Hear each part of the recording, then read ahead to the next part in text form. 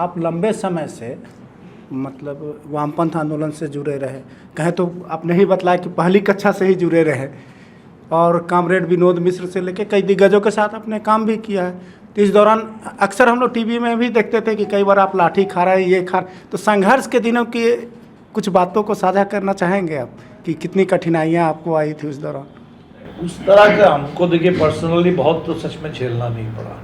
जितना लोग हमारे झेल चुके हैं, आज भी कितने साथी जेल में हैं, तो मुझे तो लाठी खाने का मौका आपके झारखंड में ही, वो नया स्टेट बना था और नया जब स्टेट बना तो एक तरफ लोगों में ज़बरदस्त खुशी, एक उम्मीद, लेकिन झारखंड में भी उस समय हमने देखा, हम लोगों ने बहुत बड़ी एक रैली की थी, झारखंड नवनिर्माण रैली, क्योंकि जिस उम्मीद के साथ झारखंड बना और जिस दिन पहली सरकार शपथ ले रही थी, वो जो नज़ारा था, सन्नाटा था पूरे रांची में, लोगों को लगा कि कुछ उल्टा कुछ हो गया।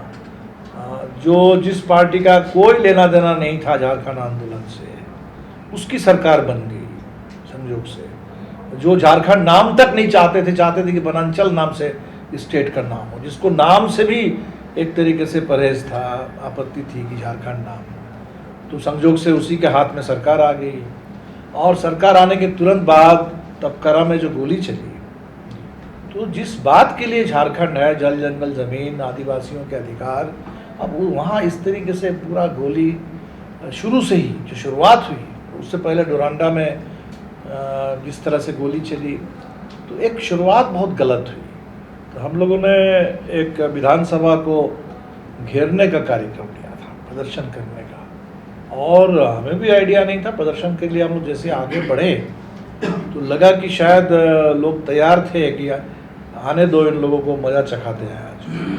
तो हम लोग जैसे आगे बढ़े, महेंद्र जी तो विधानसभा के अंदर थे, विधानसभा के अंदर बहसें हो रही थी, तो कोई वजह नहीं थी, बहुत शांतिपूर्ण ढंग से हमारा जुलूस जा रहा था।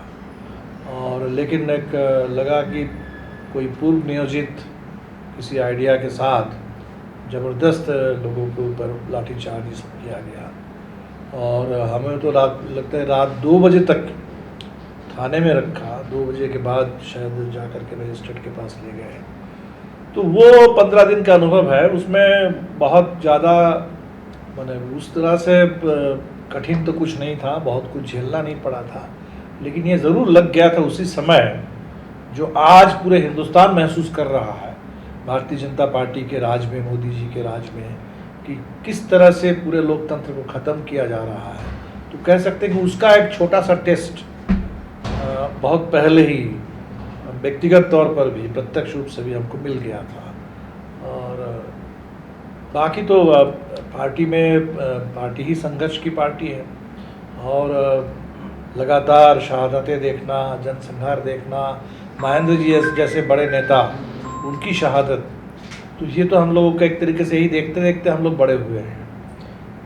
जहाँ भी गांव में जाओ, अभी भी हमने कल बात की, जो आनंद मोहन और 26 लोगों को छोड़ा गया, लेकिन हमारे टाडा के जो 14 लोगों साथियों को बहुत गलत आधार पर उनको सज़ा सुनाई गई। और टाडा जब निरस्त हो गया था, तब बिहार में टाडा के तहत लोगों को आजीवन कारावास की सज़ा सुनाई गई थी, जिनमें से 6 साथी अभी भी जेल में हैं। तो इसलिए संघर्ष तो, बल्कि इससे ऊर्जा मिलती है। हम अपनी पार्टी की बात क्यों करें, मैंने पार्टी के बाहर भी यही जो रांची में आए, फादर स्टैन स्वामी से मिल के गए थे, बगीचे में जा कर के जो काम वो कह रहे थे कि भाई आदिवासी जेल में बंद पड़े हुए हैं, उनकी रिहाई होनी चाहिए। हमने अभी सुना कुछ दिन पिछले 26 नवंबर को आपके द्रौपदी मुर्मू का भाषण आप लोगों ने सुना होगा। उनका पहले एक अंग्रेजी में लिखित भाषण था। लिखित भाषण पढ़ने के बाद थोड़ी देर के लिए इम्प्रॉम्प्टू उन्होंने अपने मन की बात कह दी हिंदी में। और वो वाला हिस्सा अगर आप सुनेंगे, जिसमें राजस्थान में, झारखंड में गवर्नर की हैसियत से और विधायक की हैसियत से उड़ीसा में उनका अपना जो निजी अनुभव रहा है, जिसके बारे में उन्होंने कहा कि हम जेलों में गए और हमने हर जगह देखा कि बेवजह ये आदिवासी, बेकसूर आदिवासी जेल में बंद पड़े हुए हैं। तो मुझे लगा कि भाई इन्हीं की रिहाई के लिए तो आवाज़ उठा रहे थे फादर स्टैन स्वामी।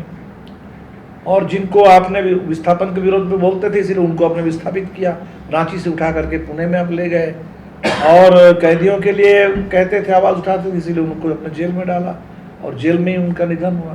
तो आज के दौर में तो कई हम लोगों का अपना संघर्ष क्या है, लोग चारों तरफ इतना संघर्ष कर रहे हैं, व्यक्तिगत तौर पर भी या बड़े सामूहिक हिसाब से भी किसानों का आंदोलन, तो चारों तरफ देखिए तो बहुत ऊर्जा मिलती है, इससे प्रेरणा मिलती है। और माले तक के सफर को किस रूप में देखते हैं?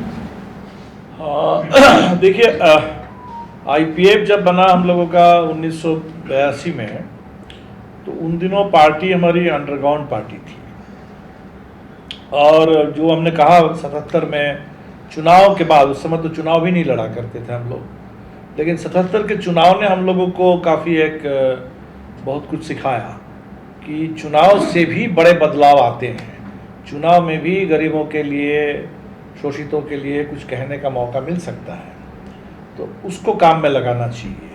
और इसी मकसद से हम लोगों ने ये सोचा कि ठीक है, एक देश में बड़े फलक पर लोकतांत्रिक आंदोलन के लिए, और सिर्फ अपनी पार्टी से जुड़े लोग नहीं, बाकी बहुत सारे, जिसको आज हम लोग सिविल सोसाइटी कहते हैं, तो सिविल सोसाइटी बहुत तरह तरह के विषयों पर लेकर, ह्यूमन राइट्स, एनवायरनमेंट, आज के हिसाब से कहिए तो क्लाइमेट चेंज, ये जो पूरे एक बड़े दायरे में डेमोक्रेसी की लड़ाई है, उसको एक मंच पर लाने के हिसाब से IPF बनाया गया। और लेकिन धीरे धीरे जब IPF में हम लोग चुनाव लड़ने लगे, तो नाम तो फ्रंट का था, लेकिन वो एक पार्टी के रूप में शेप लेने लगी। बाद में हमने जब पार्टी हमारे खुल करके सामने आई, तो हम लोगों को लगा कि शायद अब IPF की वो जो पुराने ढंग से उसकी भूमिका थी वो समाप्त हुआ है, आगे चल कर के किसी नए मोर्चे की ज़रूरत पड़ेगी। और पार्टी को हम लोगों ने खुला इसलिए किया, 92 के दिसंबर में कलकत्ता में पार्टी का 5वां महाधिवेशन हो रहा था, तो अगर आप थोड़ा याद करें, उस समय 6 दिसंबर बाबरी मस्जिद को शहीद कर दिया जाता है, पूरे देश में उन्माद का माहौल, जिसको आज हम फांसीवाद कह रहे हैं, उसकी एकदम ज़बरदस्त आहट चारों तरफ सुनाई पड़ रही थी। तो हम लोगों को लगा कि इस दौर में खुल करके सामने से लड़ने की ज़रूरत है। अगर अंतर्राष्ट्रीय बात करें तो सोवियत यूनियन का पतन हो चुका था, और जिसको लेके हल्ला हो रहा था कि अब मार्क्सवाद ख़त्म, वामपंथ ख़त्म, सोवियत आप समाजवाद का कोई भविष्य नहीं है, इसमें भी हम लोगों को लगा कि ये बिल्कुल दिखाना चाहिए कि ये कम्युनिस्ट पार्टी बिल्कुल भारत में जन समर्थन के साथ जनता के सवालों को लेकर के काम कर रही है, कर सकती है। तो इसको सिर्फ किताबों में नहीं, एक थियोरेटिकल पॉसिबिलिटी के रूप में नहीं, बल्कि कॉन्क्रीट रियलिटी के रूप में हमको डिमॉन्स्ट्रेट करना चाहिए। तो हम अगर सामने से काम करेंगे तो लोगों का विश्वास जगेगा, दिखेगा। इस हिसाब से हम लोगों ने सोचा कि आप पार्टी को खुल करके सामने से काम करना चाहिए, और 92 के दिसंबर में हम लोगों ने 5वां महाधिवेशन में पार्टी को खुला कर दिया। तो यात्रा तो एक ही है, IPF के जरिए भी जो कोशिश थी वही कोशिश माले के नाम पर, माले के जरिए अभी है खुल करके। तो बंगाल में 34 साल तक शासन करने वाली वामपंथी सरकार एक बार गई तो फिर दोबारा सत्ता में नहीं आई, और लास्ट जो चुनाव हुआ उसमें वो पूरी तरह से साफ़ हो गई। इसकी क्या वजह रही? बंगाल से इस तरह वामपंथ का सफाया आप किस रूप में देखते हैं? नहीं, पहली बार हम इसको वामपंथ के सफाया के रूप में नहीं देखते हैं। ये ज़रूर है कि विधानसभा में इस समय वामपंथ के प्रतिनिधि नहीं हैं, और ये कभी कभी ऐसा दौर आता है, जैसे हम लोग बिहार में, झारखंड में ज़्यादा सक्रिय रहे हैं, तो बिहार में 2010 में हमारे एक भी विधायक नहीं थे, और अभी इस बार चुनाव में हमारे 12 विधायक बने हैं। तो इसमें उतार चढ़ाव होते हैं, चुनाव के मामले अलग है, और किसी पंथ के बारे में अगर आप कहेंगे उसकी भूमिका, प्रासंगिकता, वो सवाल कुछ अलग है। और बंगाल में जो चुनाव के मामले में गिरावट आई है उसके अपने कारण हैं, क्योंकि 34 साल वहाँ सरकार चली, तो 34 साल की सरकार खट्टा मीठा लोगों का अनुभव है, उसका आखिरी दौर का अनुभव लोगों का ख़राब रहा है। और ख़ासकर जो सिंगूर, नंदीग्राम, उसमें समय जिस तरह से उद्योग लगाने के नाम पर किसानों से ज़मीन ली गई, वो देश के किसी हिस्से में किसानों को बात पसंद नहीं होती है। वो आपके गोड्डा में भी ज़मीन किसानों से छीन करके अदानी को प्लांट के लिए दे दिया जाए तब भी किसान को अच्छा नहीं लगेगा। सिंगूर में भी किसान से ज़मीन छीन करके आप टाटा को प्लांट के नाम पर दे दे, किसानों को अच्छा नहीं लगेगा। तो हमें लगता है ऐसी कुछ गलतियाँ हुई और उन गलतियों से जो सीखना चाहिए था वो शायद नहीं हो पाया। बाद में माहौल थोड़ा बदला, अभी एक दौर आ गया मोदी जी का, भारतीय जनता पार्टी का, तो बंगाल के अंदर भी हमें लगता है कि पहले बंगाल इस तरह का नहीं था, तो थोड़ा बाइपोलर एक सिचुएशन बनी जहाँ एक थर्ड फोर्स के रूप में अभी वामपंथियों को अपनी जगह बनानी पड़ रही है। तो मेरे ख्याल से वामपंथ फिर से रिवाइव करेगा बंगाल में और उसके भी संकेत आने लगे हैं। बिहार में माले की ज़मीनी पकड़ और जनाधार दिखती है, लेकिन चुनाव में सीटें में ज़्यादा परिवर्तित नहीं हो पा रही हैं। इसकी क्या वजह मानते हैं? पिछले चुनाव में भी 12 सीट ही मिल पाई थी माले को।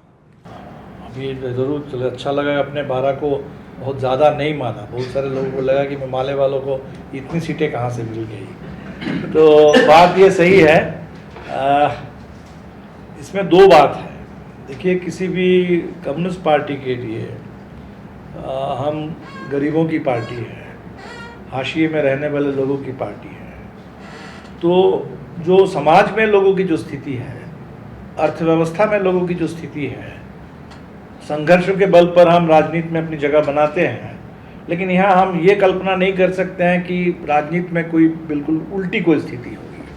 तो यहाँ एक बहुत अनइक्वल बैटल होता है, चुनाव खासकर।